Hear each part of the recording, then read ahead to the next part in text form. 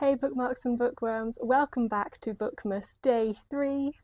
Bookmas combining Christmas with books, Bookmas for the whole month of December. Every other day on my channel there will be a bookish treat for you all. Today's video is especially lovely because I'm going to be running you through the 11 books that I am most anticipating coming out in 2024.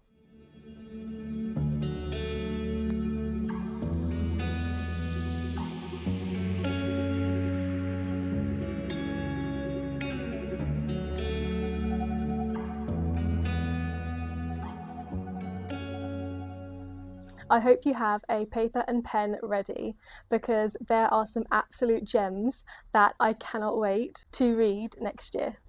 Also, a lot of the books featured in today's video will be the book club picks for my book club in 2024, so I will make a note of those ones as we go through the video. I'll be working through the 11 books in order of when they are published, and so I'll give you the publishing date, which of course is the UK publishing date because that's the one that's relevant to me. So starting on the 4th of January, this is Vanessa Chan's debut novel, The Storm We Made. This is the book club pick for January. This is set in British colonial Malaya and follows the story of a mother who becomes an unlikely spy for the Japanese during their invasion of Malaya. The story is told from 4 different perspectives, which plays beautifully into the fact that I love a multiple POV narrative. And ultimately this is a saga exploring the horrors of war, the ambiguity of right versus wrong in that situation, when survival is at stake, and also the relationship between the colonizer and the oppressor. So all timely subjects for our world today. Vanessa Chan has published a collection of short stories before, but this is her debut novel, so I'll be really keen to see if she is an author for me going forward as well.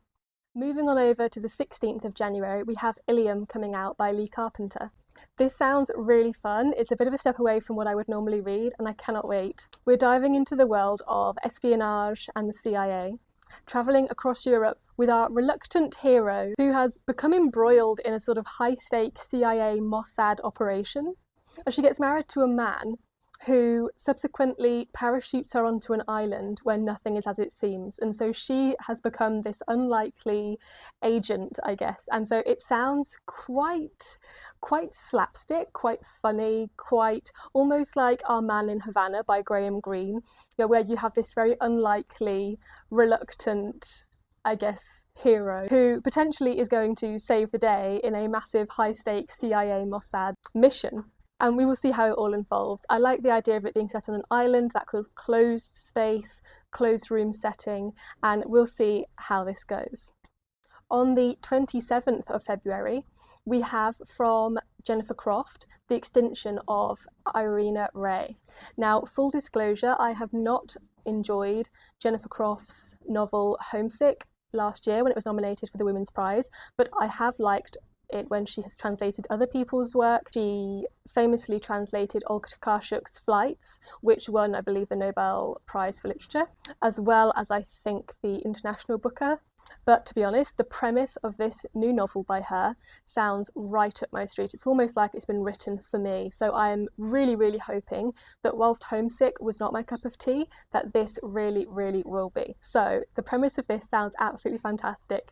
Are you ready? This story is about 8 translators who arrive in a Polish forest on the border with Belarus to translate the novel of a well-regarded and famous author. But that author subsequently disappears, and so these 8 translators end up roaming the forest looking for her, whilst growing increasingly paranoid themselves and increasingly entangled in rivalries in this very isolated rural setting. This is a setting that I absolutely love, and I've loved it time and time again in novels, both actually by Olga Tokarczuk, but also now hopefully by Jennifer Croft too. This is also about the power of language, which I really love. I love that we are viewing the world through the eyes of translators and how that's going to manifest in the novel and through the writing itself. So I have such high hopes for this novel. I cannot wait. Everything about it is just singing to me as a reader. Next up, on the 7th of March, Carys Davies is releasing a book called Clear. It's a very short book, only 200 pages, and it is the April pick for my book club that I'm running next year. This is about a Scottish minister in 1840 who is sent to a remote island off the coast of Scotland to basically evict the last remaining inhabitant of the island, who obviously has no intentions of leaving and has been isolated and living very much in solitude for years until this minister shows up.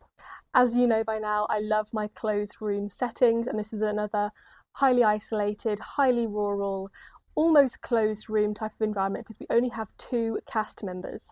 This sort of premise reminds me so much of The Colony by Audrey McGee and also The Island by Karen Jennings, both of which have been Booker-nominated books. And it reminds me particularly of The Colony by Audrey McGee because the minister and the local inhabitant do not share the same language. So that is a feature of the book The Colony, and it was also the case for The Island by Karen Jennings, where the man who has been living on the island and the man whose body washes up one day also don't share the same language. So that is really compelling for me, and I love books around language and isolation and all of those things.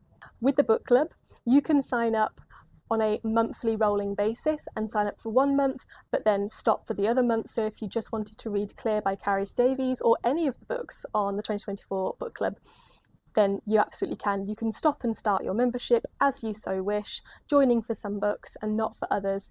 And that system is really easy to do and to manage. So it is totally up to you which ones. You're not locked in for any length of time.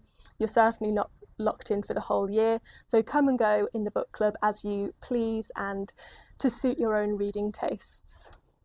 Heading to the 26th of March then, we have Sleeping Giants coming out by Renee Denfield.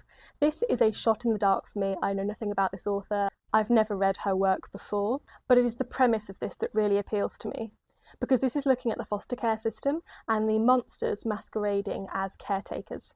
Now, whilst that sounds very dark, and I'm in no way supportive of trauma porn in my novels, I believe from the blurb that this subject matter is going to be handled sensitively and with good intentions, rather than it just being 300 pages of child abuse. No, I am not signing up for that. And so what this instead looks at is Amanda, who is a grown woman, but who has had an older brother who was adopted at birth that she has had no knowledge of. And so really what she's trying to figure out is where he is, who he is, and what happened to him. So she teams up with a local retired widowed police detective called Larry, and their search takes them to an abandoned boys' home off the coast of Oregon where the story is set.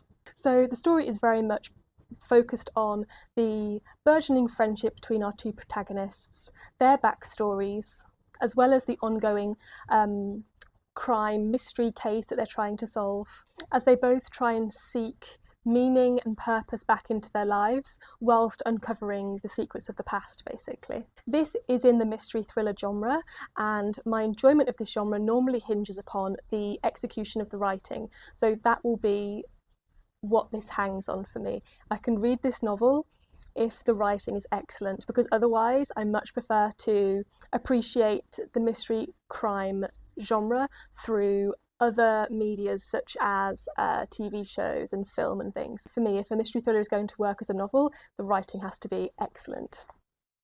Being published on the 9th of April is The Limits by Nell Fraudenberger. So we start the novel off on a tiny volcanic island off the coast of Tahiti in French Polynesia, where we open with a divorced French biologist who is obsessed with saving the coral reefs in this area from obliteration by the colonial government's nuclear testing. And so she sends her teenage daughter off to live with her father in New York, who is now remarried to a wife called Kate.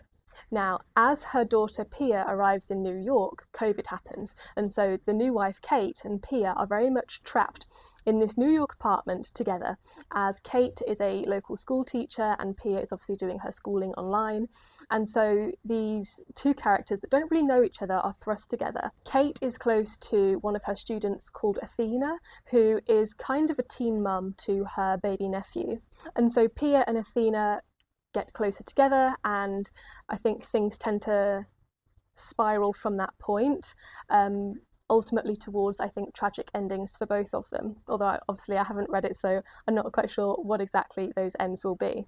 So whilst this is an environmental novel, it is also looking at class and race and society. We're covering 2 different parts of the world, lots of different perspectives, and so I'm really hoping this is a winner for me. Now we're getting into the part of the video that I'm going to have to try and contain my excitement for, because the queen of UK historical fiction is gracing us with another novel. Stacey Halls, everyone. Stacey Halls, the one and only, has a new novel out called The Household, and to say this is my most anticipated book of 2024 would be an understatement. I absolutely love her novels. She has 3 current novels out. This will be her 4th. And this will, of course, be the pick for my book club in May. So, I mean, if it was me, I'd already be signed up right now, because the idea of buddy reading this with you guys and having all of the discussion around it and the excitement and everything, I just already cannot wait for May. So the May book club is, of course, Stacey Halls, and this book is about a country house that's been set up to house a bunch of fallen women from the city, London, and to basically give them a second chance. It's been set up by one of its benefactors, who is a wealthy millionaireess living in the city, but this millionaireess has just found out that her stalker has been released from prison, and so obviously the parallel in those 2 stories is that it's about, I guess, their freedom, right? So the millionaireess has now almost lost her freedom again, because she is now open to her former stalker, and the women in the house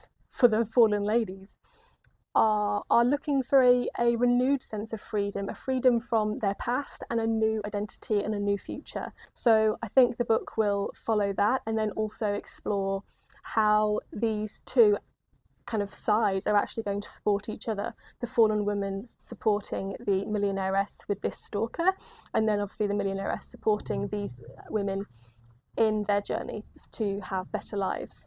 I am so excited for this novel. I have yet to meet a Stacey Halls book that I have not loved. So, I mean, bring on May.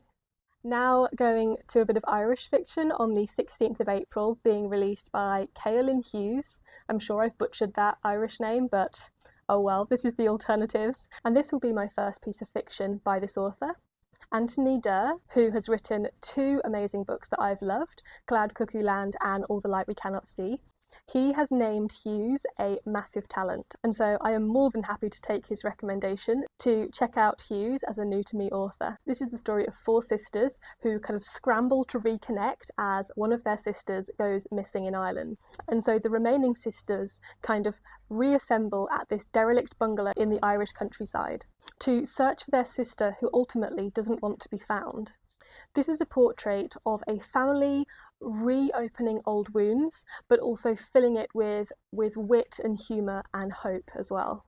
I'm already intrigued by this one. I love a good mystery, and Hernan Diaz, the author of Trust and In the Distance, has said that this is the most gorgeous prose, which I'm a massive fan of. I've decided to put this for the October book club pick, despite it being released in April, just because I feel like it has that sort of autumn wintry vibes, the Irish countryside, a kind of mystery element, and I just feel like it has kind of autumnal vibes.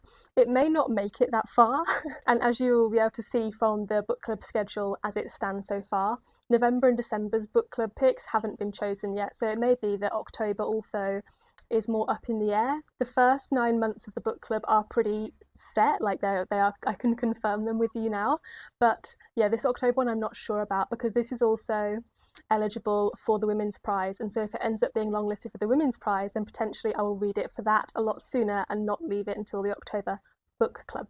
On the 25th of April, Sunjeev Sahota is releasing his new novel, The Spoiled Heart. Now, is this a early predictions book for the book of 2024? Because Sunjeev Sahota's 2 previous novels have both been nominated for the Booker, The Year of the Runaways and also China Room. So maybe this 3rd one also will be Booker nominated next year. The essence of this novel and the soul of this novel is just so Sahota-esque in style. He's doing what he does best again, which is around themes of love and community and family secrets. The blurb of this is very in keeping with his work. I feel like you can pick Sahota's novels out in a lineup and pick which ones are his based on the blurbs of them. He has very distinct characters and very distinct themes. I feel like he sticks with what he knows well. So this is about Nain, who is running for General Secretary of the Union, going head to head with his rival in the race, Meghan, when he meets a woman called Helen and her son Brendan from a rundown estate. And this is a slow boil type of scenario where as Nain becomes more and more involved with Helen and Brandon, things also escalate with his race rival Megha, and so it all kind of boils over, kind of how Sahota normally does with his writing. Lights the burner, it boils and it boils and it boils and it's sort of overflowing, and I'm sure Nain at some point then will cause a transformation somehow in Nain's life. Sahota typically leads with this relatable, likeable but very flawed young male protagonist. That's sort of his hallmark, that's who he likes his protagonist to be. And so far I have always enjoyed this element of Sahota's work, so I really look forward to this one. Getting down to the final two books, The Burial Plot by Elizabeth Macneal is being released on the 6th of June, and this is the June pick for my book club this year. 2024 is just going to be a banger, I think, of a year when it comes to new releases. This is a piece of historical fiction. Elizabeth Macneal does this genre so well. She is another queen of the UK historical fiction world. What Elizabeth Macneal excels at is giving us a strong, lovable female protagonist who you can immediately connect with. And sticking to what Elizabeth Macneal does best in this one, The Burial Plot, again she has a young female protagonist for us. This piece of historical fiction also has that murder crime element, which is another thing that Elizabeth Macneal typically does. So this is another author like Sunjeev Sahota that is staying within her wheelhouse, which is a good sign, because I mean, the other two Elizabeth Macneal books that I've read have both been 5 stars, so this has all of the hallmarks for being another 5-star book for me. So we're off to Victorian London, the stalwart of good historical fiction writing. We follow a pair called Bonnie and Crawford. Bonnie and Clyde, anyone? And Bonnie and Crawford are of course a pair of thieves and tricksters, and we open up in a graveyard, and what happens in that graveyard leads Bonnie to need to disappear. So Crawford sets Bonnie up with a position in a house locally where she can be kind of like a housemaid and she can hide away in there while things die down. But as Bonnie gets to know the family and things kind of are revealed to her, she questions her partner Crawford and why he sent her to that house in the first place, and maybe the fact that she can't trust him as much as she thought she could. Now that is of course giving off massive Fingersmith by Sarah Waters vibes. We have 2 partners in crime, one of which can't trust the other, who gets sent away to a house, and there's sort of this double identity going on, and then he doesn't turn out to be genuine and he turns out to be la la la la la. And so I feel like throw in a lesbian plotline to this book, and this is essentially Fingersmith by Sarah Waters, which is not a bad thing. I'm not in any way throwing shade on Elizabeth Macneal. I mean, what a book to be inspired by. So yeah, with Stacey Hall's new book as the May book club pick, and with Elizabeth Macneal's new novel for the June book club pick, this summer is shaping up to be one hell of a summer for my book club. This last novel is being released on the 8th of August, and this is There Are Rivers in the Sky. I have read and rated 2 of Elif Shafak's previous novels 5 stars. And so to say my expectations are high for this novel would be an understatement. There isn't too much known about this novel. The blurb is very sparse, so I'll just tell you what I know. This spans 2 centuries, and we focus on 3 characters who live on the banks of the River Thames and the River Tigris. And what brings the characters together are the fact that all of their lives are touched in some way by the Epic of Gilgamesh. The Epic of Gilgamesh, for those of you that don't know, is ancient Mesopotamia's version of the Odyssey. Gilgamesh is the hero of that story, as Odysseus is the hero of the Odyssey. So that is the final book in this video. Let me know in the comments down below what books by Elif Shafak you have enjoyed before.